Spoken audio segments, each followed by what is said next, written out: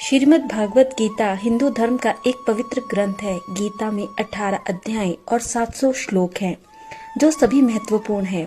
महाभारत में भगवान श्री कृष्ण ने अर्जुन को जो उपदेश दिए थे वही गीता है। गीता में आत्मा, परमात्मा, भक्ति, कर्म, जीवन आदि का वृहत रूप से वर्णन किया गया है।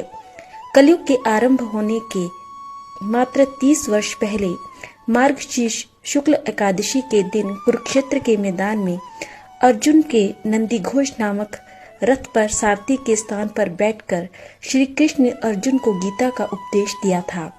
गीता को अर्जुन के अलावा संजय ने सुना और उन्होंने धृतराष्ट्र को सुनाया। गीता में भक्ति, ज्ञान और कर्म मार्ग की चर्चा की गई है। उसमें यम, नियम और कर्म धर्म के बारे में भी बताया गया है। गीता के अनुसार ब्रह्म अर्थात ईश्वर एक ही है। गीता को यदि आप बार बार पढ़ेंगे तो आपके समक्ष ज्ञान का रहस्य खुलता जाएगा। आज हम गीता के 18 अध्यायों का संक्षिप्त रूप का सार जानेंगे। गीता के हर अध्याय का अपना एक विशेष महत्व है।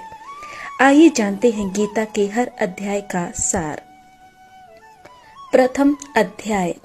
गीता के प्रथम अध्याय का नाम अर्जुन विषाद योग है, अर्थात अर्जुन की निराशा। इस अध्याय में कुरुक्षेत्र के मैदान में उपस्थित अपने भाइयों व सगे संबंधियों को देखकर अर्जुन के मन में उठे विषाद और उसकी मनोस्थिति का वर्णन किया गया है। इस अध्याय में दोनों सेनाओं के प्रधान शूरवीरों की गणना, सामर्थ्य, शंख ध्वनि का कथन, अर्जुन के कायरता, स्नेह और शोकयुक्त वचन है। इस अध्याय में अर्जुन कहता है कि यदि मैं अपने ही बंधुओं को मारकर विजय भी प्राप्त कर लूं, तब भी यह विजय सुख के बदले पश्चाताप ही देगी। गीता का दूसरा अध्याय। गीता का दूसरा अध्याय सांख्य योग के नाम से है। इसमें श्री कृष्ण कहते हैं कि इसी समय यह असमय बातें करना उचित नहीं, क्योंकि अब तो युद्ध सामने ही थोप दिया गया है। अब यदि तुम नहीं लड़ोगे तो मारे जाओगे। अर्जुन इस तरह से युद्ध छोड़कर जाने की बात करता है तो श्री कृष्ण कहते हैं कि अब युद्ध से विमुख होना नपुंसकता है और कायरता है। इस चर्चा में श्री कृष्ण अर्जुन को आत्मा की अमरता के बारे में बताते हैं और कहते हैं कि आत्मा का कभी भी वध नहीं किया जा सकता और तुम जिसके मारे जाने का शोक करने की बात कर रहे हो वह उनका शरीर है, जिसे आज नहीं तो कल तो मर ही जाना है। इसीलिए जय पराजय, लाभ हानि, सुख दुख को समान समझकर उसके बाद युद्ध के लिए लड़ने के लिए तुम तैयार हो जाओ। इस तरह दूसरे अध्याय में श्री कृष्ण सांख्य योग और स्थिर बुद्धि पुरुष के लक्षण का वर्णन करते हैं। तीसरा अध्याय। गीता का तीसरा अध्याय कर्म योग नाम से है। इसमें ज्ञान योग और कर्म योग के अनुसार जीवन में आसक्त भाव से नियत काम करने की श्रेष्ठता का निरूपण किया गया है। इसमें कर्म को गंभीर विवेचन रूप से दर्शाया गया है। अज्ञानी और ज्ञानवान के लक्षण तथा राग द्वेष से रहित होकर कर्म करने के लिए प्रेरणा की बात की गई है। इस अध्याय में हिंदू धर्म के कर्म के सिद्धांत का निचोड़ लिखा हुआ है। इससे यह प्रकट होता है कि हिंदू धर्म कर्मवादी धर्म है, भाग्यवादी नहीं। श्री कृष्ण कहते हैं कि वास्तव में संपूर्ण कर्म सब प्रकार के प्रकृति के गुणों द्वारा किए जाते हैं, जो कि कर्म और कारण की ही एक श्रृंखला है। चौथा अध्याय। गीता का चौथा अध्याय ज्ञान कर्म संन्यास योग नाम से है। इसमें ज्ञान, कर्म और संन्यास योग का वर्णन है। सगुण भगवान का प्रभाव और कर्म योग का विषय, योगी महात्मा पुरुषों के आचरण और उनकी महिमा, फल सहित पृथक पृथक यज्ञों का कथन और ज्ञान की महिमा का वर्णन इस अध्याय में किया गया है। पांचवा अध्याय। गीता का पांचवा अध्याय कर्म संन्यास योग से है। इस अध्याय में श्री कृष्ण कर्म संन्यास योग अर्थात कर्मों के त्याग का मार्ग की तुलना कर्म योग अर्थात भक्ति में कर्म के मार्ग से करते हैं। वे कहते हैं कि इन दोनों में से आप कोई भी रास्ता चुन सकते हैं, क्योंकि दोनों ही हमें मंजिल तक ले जाते हैं। छठा अध्याय। गीता का छठा अध्याय आत्म संयम योग नाम से है। श्री कृष्ण इस अध्याय में कर्म योग अर्थात सांसारिक कर्तव्यों का पालन करते हुए आध्यात्मिक का अभ्यास, कर्म संन्यास अर्थात त्याग अवस्था में आध्यात्मिकता के अभ्यास के बीच तुलनात्मक मूल्यांकन जारी रखते हैं, जिसमें वे दोहराते हैं कि कर्म योग कर्म संन्यास की तुलना में अधिक व्यवहारिक मार्ग है। 7वां अध्याय गीता का 7वां अध्याय ज्ञान विज्ञान योग नाम से है। इसमें ज्ञान सहित ज्ञान का विषय संपूर्ण पदार्थों में कारण रूप से भगवान और ईश्वर की व्यापकता का कथन, आसुरी स्वभाव वालों की निंदा, भगवत भक्तों की प्रशंसा की गई है। यह 7वां अध्याय श्री कृष्ण द्वारा भगवान की ऊर्जाओं के भौतिक और आध्यात्मिक आयामों का वर्णन करने से शुरू होता है। श्री कृष्ण इस अध्याय में समझाते हैं कि एक ही धागे में बंधे मोतियों की तरह ये सभी ऊर्जाएं उन्हीं से उत्पन्न हुई हैं और उन्हीं में विश्राम करती है। संपूर्ण सृष्टि उन्हीं में से आरंभ और उन्हीं में विलीन हो जाती है। अध्याय 8 गीता का 8वां अध्याय अक्षर ब्रह्म योग नाम से है। इसमें ब्रह्म, आध्यात्म और कर्मादि के विषय में अर्जुन के 7 प्रश्न और श्री कृष्ण के द्वारा दिए गए उनके उत्तर हैं। इस अध्याय में श्री कृष्ण ने कई महत्वपूर्ण अवधारणाओं और शब्दों का संक्षेप में वर्णन किया है, जिन्हें उपनिषद विस्तार से भी बताते हैं। वह ये भी बताते हैं कि मृत्यु के बाद आत्मा की मंजिल क्या तय करती है। उनका कहना है कि यदि हम मृत्यु के समय भगवान को याद करें तो हम उन्हें अवश्य प्राप्त कर सकते हैं। 9वां अध्याय गीता का 9वां अध्याय राज विद्या राजगुहा योग अर्थात सृष्टि के मूल कारण नाम से है। इस अध्याय में ईश्वर का जगत से संबंध और प्रकृति तत्वों की चर्चा है।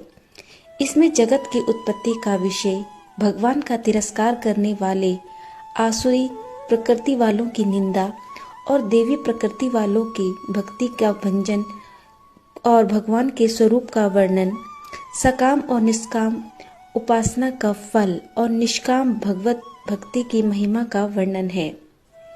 अध्याय 10 गीता का 10वां अध्याय विभूति नामक योग से है।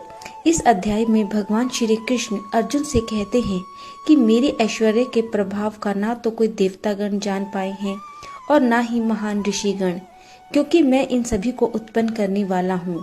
और जो मनुष्य इस महान ईश्वरीय रूप को जान जाता है वह मृत्यु को प्राप्त होने वाले मोह से भय से मुक्त हो जाता है और हर तरह के पापों से भी मुक्ति पाता है। मैं ही संपूर्ण जगत की उत्पत्ति का कारण हूँ और मेरे ही कारण इस जगत में क्रियाशीलता है। इस अध्याय में भक्ति योग का कथन, अर्जुन द्वारा भगवान की स्तुति और विभूति तथा योग शक्ति के लिए उनकी प्रार्थना का वर्णन है। 11वां अध्याय गीता का 11वां अध्याय विश्व रूप दर्शन योग नाम से है। इस अध्याय में भगवान श्री कृष्ण अर्जुन द्वारा विनती करने पर अपने विराट रूप को प्रकट करते हैं, जो भयानक और भयावह है। इसे देखकर अर्जुन मोहग्रस्त होने लगता है और अत्यंत व्याकुल हो जाता है। फिर भी वह भगवान श्री कृष्ण से उनके चतुर्भुज रूप को देखने की इच्छा प्रकट करता है और इस तरह इस अध्याय में भगवान श्री कृष्ण अपने विराट रूप के रहस्य को वर्णित करते हैं। 12वां अध्याय गीता का 12वां अध्याय भक्ति योग नाम से है। इस अध्याय की शुरुआत में अर्जुन श्री कृष्ण से 2 प्रकार की योगियों के बारे में पूछते हैं कि इनमें से वे किसे पूर्ण मानते हैं, वो जो निरंकार ब्रह्म की पूजा करते हैं अथवा वे लोग जो भगवान के साकार रूप की पूजा करते हैं। तब श्री कृष्ण कहते हैं कि भक्ति और भक्ति करके भक्त उन्हें दोनों मार्गों से प्राप्त कर सकता है। हालांकि वे उन लोगों को सर्वश्रेष्ठ मानते हैं जो उनके साकार रूप की पूजा करते हैं। इस 12वें अध्याय में साकार और निराकार के उपासकों की उत्तमता का वर्णन, भगवत प्राप्ति के उपायों का वर्णन है। साथ ही इसमें भगवत प्राप्त पुरुषों के लक्षण भी बताए गए हैं। 13वां अध्याय गीता का 13वां अध्याय क्षेत्र क्षेत्रज्ञ विभाग योग नाम से है। गीता के अध्याय 13 के श्लोक 1 से 6 तक वर्णन है कि शरीर तथा इस शरीर के विकारों जैसे काम, क्रोध, लोभ, मोह, अंधकार आदि और अहंकार आदि तथा निराकार स्थिति में 10 इंद्रियों तथा उसमें विद्यमान स्पर्श, रस, रूप व गंध आदि का विवरण है।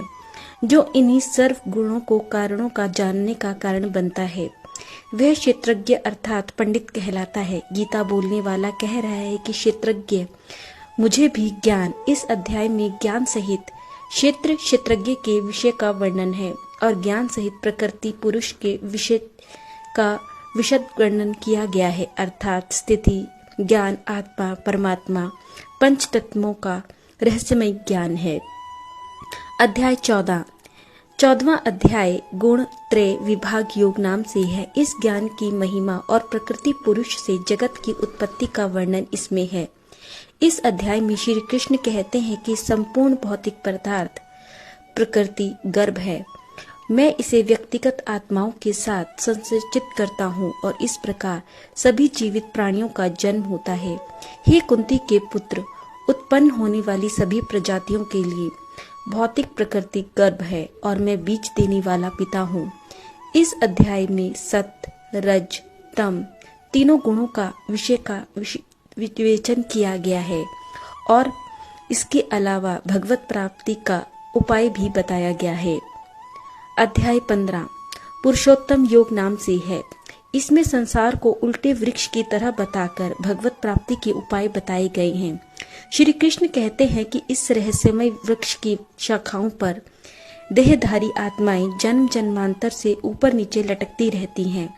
चूंकि भगवान इस वृक्ष का स्रोत है, इसीलिए इसकी जड़ें ऊपर की ओर आकाश की ओर हैं। इसके पत्ते वेदों में वर्णित सकाम कर्म हैं। श्री कृष्ण कहते हैं कि यदि हम परम पिता परमेश्वर की खोज कर रहे हैं तो हमें सबसे पहले इस भौतिक अस्तित्व के वृक्ष को वैराग्य की कुल्हाड़ी से काटना होगा। फिर हमें इसके आधार की तलाश करनी होगी, क्योंकि परम पिता परमेश्वर स्वयं ही भौतिक संसार का स्रोत हैं।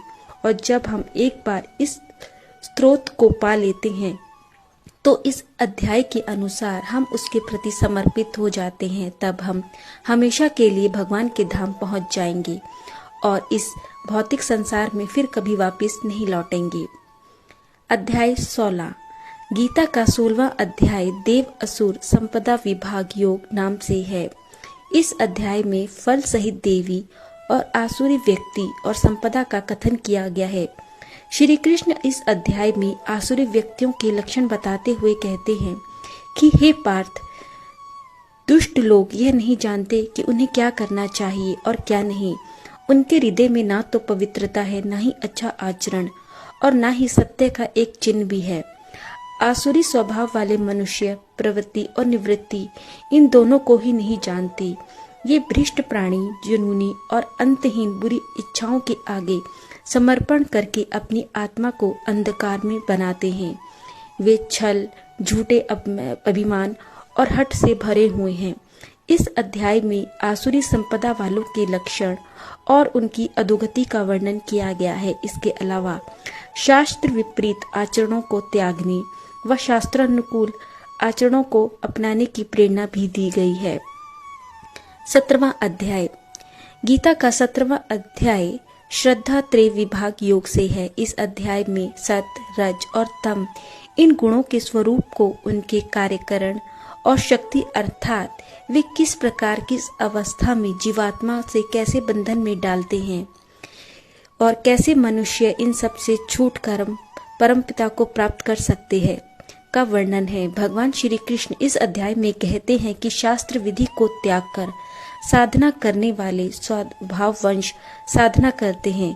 जिनका अंतःकरण जैसा होगा उनकी उसी प्रकार की पूजाओं में श्रद्धा होती है।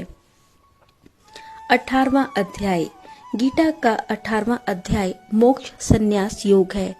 भगवत गीता का यह अंतिम अध्याय सबसे लंबा है, क्योंकि इसमें कई विषयों की व्याख्या की गई है। इसकी शुरुआत अर्जुन द्वारा श्री कृष्ण से त्याग की शिक्षा देने और इन संस्कृत शब्दों संन्यास अर्थात कर्मों का त्याग और त्याग अर्थात इच्छाओं के त्याग के बीच अंतर समझाने के अनुरोध से शुरू होता है।